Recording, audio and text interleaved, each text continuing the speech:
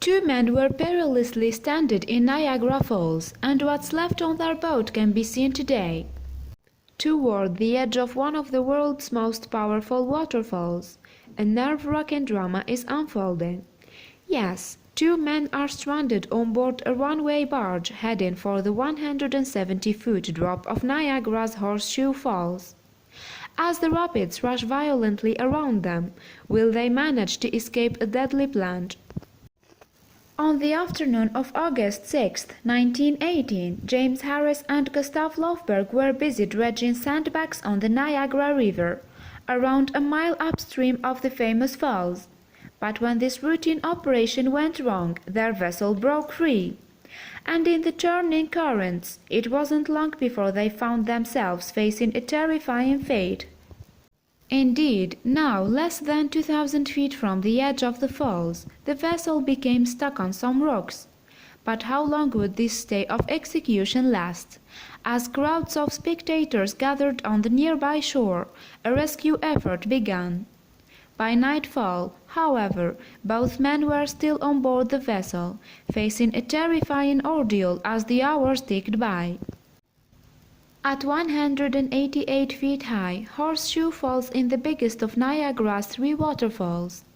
Furthermore, with around 90% of the Niagara River tumbling over its 2,200-foot curve, it's certainly the most impressive. In fact, more than 700,000 gallons of water are believed to flow over the cataract every second in high season. Located on the border between the United States and Canada, Niagara Falls began forming some 18,000 years ago.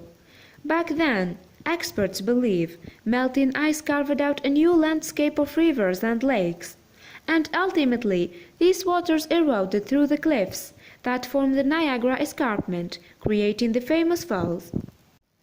In addition to the iconic Horseshoe Falls, Niagara is also home to two smaller waterfalls, the American and Bridalveil Falls. However, it is the instantly recognizable crescent of the Horseshoe that is famous around the world. But while it is almost certainly a beautiful attraction, it is a dangerous and deadly one as well. In fact, it's believed that around 40 people die every year as a result of going over the falls. Now, often these will be deliberate suicide bits. But sometimes folk do it as a daredevil stunt. And over a 160-year period beginning in the mid-19th century, workers have retrieved some 5,000 bodies from beneath the Cascades. Occasionally, there are those who miraculously survive, but these cases are few and far between. So over the years, Niagara Falls' dangerous reputation has inspired various thrill seekers to stage death-defying stunts near the lip. Indeed, some have tried it by getting inside barrels and seeing where they wash up, if they do wash up. However, one of the most dramatic episodes happened entirely by accident, when two men found themselves edging closer to the drop. On that fateful day, Harris, 53, and Löfberg, 51, were working on the Niagara River on board a small iron scow.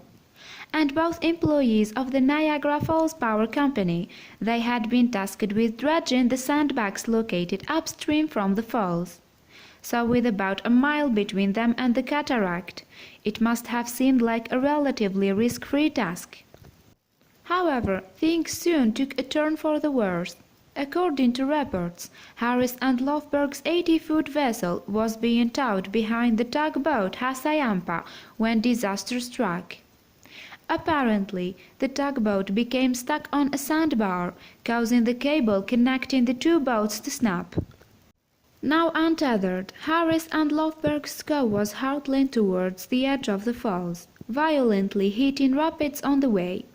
Forced to consider the possibility that the vessel might plummet over the lip, they began making whatever preparations they could. Interestingly, however, the pair took two vastly different approaches. According to reports, Löfberg deduced that his best chance of survival involved sticking with the scow. And to that end, he attached himself to the vessel with a rope. hoping to remain tethered if the worst happened. Meanwhile, Harris decided that he would be better off facing the plunge alone. For you see, Harris attached himself to a nearby barrel with a rope. Apparently, he hoped that its buoyancy would allow him to float away from the scow and escape the potentially dangerous wreckage if the vessel went over the falls. Thus prepared, the two men could only watch as they inched ever closer to the deadly plunge. At this point, there are conflicting stories about what happened next. According to some reports, Harris and Löfberg demonstrated remarkably quick thinking, heaving open the door set into the bottom of the vessel. As a result, water flooded in, slowing the pair's progress towards the deadly drop. However, some historians have pointed out that there is little evidence to support this version of events. Instead, they have suggested that Harris and Löfberg simply dropped the anchor of the scow, preventing it from drifting further downstream. In any case, the vessel eventually slowed to a halt, just under 2,000 feet from the lip of the falls. Now stuck fast in some rocks, the scow was in a perilous position as the violent rapids raged on all sides. And even though Harris and Löfberg were stranded just 650 feet from the Canadian shore, they couldn't be easily reached. Soon a crowd had gathered outside the Toronto powerhouse, watching in horror as the episode continued to unfold. Given the rough nature of the river so close to the falls, it wasn't possible for rescuers to reach the men by boat. And so, members of the Niagara Falls Fire Department attempted to fire a grappling gun out to the stranded vessel. But even though they took aim from the top of the Toronto powerhouse, they were unable to reach the scow. Eventually, the United States Coast Guard arrived, bringing with them a heavy-duty grappling gun. And with this, rescuers were able to successfully fire a line out to Harris and Löfberg on board the scow, by fastening one end to the vessel and the other to the powerhouse roof. A vital lifeline was created. By that time, it was around 9:30 p.m. and darkness had descended on the fraught scene. To try and winch the men to safety, rescuers mounted a breeches buoy on the rope between them and the shore, a type of harness constructed from canvas. This device is often used to remove people from stranded vessels. With the breeches buoy in place, rescuers began the arduous task of winching the vital equipment towards the scow. But before it could reach the desperate men, it became stuck on the line. Apparently, the ropes had become tangled, preventing the harness from reaching its destination. So, as the hours ticked by, Harris and Löfberg were no closer to leaving their precarious perch on the stranded vessel. Then, at around 3 a.m., a hero emerged in the form of 29-year-old William Red Hill, a lifelong resident of the Canadian town of Niagara Falls. The young man already had a reputation as a lifesaver. In fact, Hill was just a teenager when he received a medal for saving his sister from a burning building. And in 1910 he had retrieved daredevil Bobby Leach after his death-defying plunge over the top of the falls. With the outbreak of World War I, however, Hill had been put to use elsewhere, fighting with U.S. troops in France. By the time that Harris and Löfberg found themselves stuck near the falls, Hill had been sent home from the front. Apparently, he had been wounded and had also suffered from a gas attack. But after a few days' rest, he put his life on the line again, offering to help the stranded men. With a spotlight to guide him, Hill used the line to slowly inch his way out towards the scow. But the night was dark, and the would-be rescuer was unable to untangle the twisted ropes. Instead, he was forced to return to shore defeated while Harris and Löfberg waited uneasily for the dawn. Helpless against the rapids, rescuers reportedly put up an electric-powered sign to provide the stranded men with a little comfort. But while the message "Rest" lit up the night, it seems unlikely that Harris and Löfberg were able to do so. Eventually, however, morning came, and Hill attempted to untangle the ropes a second time. And this time Hill was successful, and rescuers were able to send the boy all the way to the scow. But with an end to their ordeal finally in sight, Harris and Lofberg appeared to get into a row. In fact, reports at the time claimed that the two men fought before the older man eventually strapped on the harness. So what just had gone on? Well, after he was wintered to safety, Harris revealed the true nature of the disagreement. According to a 1918 article in the New York Sun, he told rescuers, "Get that boy back as quick as you can. That damn fool Lofberg said he was the skipper and I'd have to come ashore first." Thankfully, Lofberg did not have to wait long for his turn, and soon both men were safely back on land. For the scow itself, however, a different fate was in store. At the time, officials decided that it was too dangerous to attempt to salvage the vessel, so instead it remained on its rocky perch. And amazingly, for more than 100 years, the wreck of the scow remained a staple for the Niagara landscape, a stark reminder of the perils of the river. You see, while its iron rusted over the years, it stayed stuck fast on the same rocks that saved Harris and Lofberg. But then, in November 2019, something changed.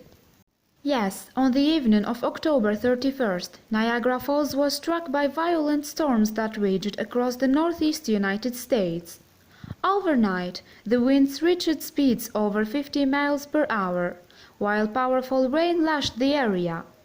And in the morning, the people of the town woke up to a staggering sight. That's correct, because the scow had broken free from the rocks and drifted downriver. And now it was lodged some 165 feet closer to the edge of the falls. Not only that, onlookers observed it had also flipped over in the water. Understandably, some residents were shocked by this new development after so many years. "I thought it would be there for all time," the Niagara Parks Commission's chief executive, David Adams, told the New York Times in November 2019. "The wreck has been out there for 100 years. It's just part of the Niagara Falls story. However, it seems as if that story is now being rewritten.